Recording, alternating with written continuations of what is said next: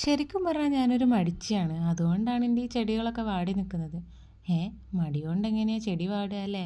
ചില ദിവസങ്ങളിൽ ഭയങ്കര മടി പിടിച്ചിരിക്കുമ്പോൾ ചെടിക്കൊന്നും വെള്ളം ഒഴിക്കാൻ ഒരു മൂഡും ഉണ്ടാവില്ല.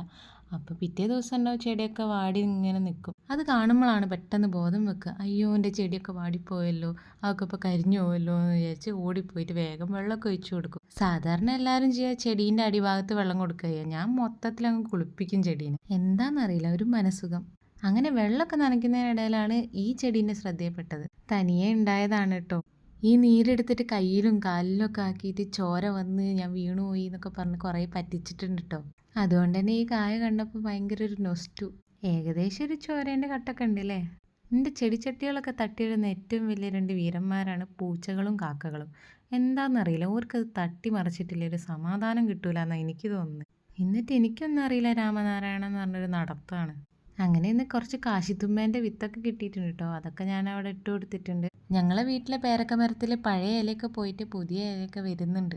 ഇനിയിപ്പോൾ കുറച്ച് കാലത്തേക്ക് പേരക്കയോട് പേരക്കയായിരിക്കും. പക്ഷെ പകുതി മുക്കാലും വവ്വാല് കൊണ്ടുപോകുന്നേ ഉള്ളൂ.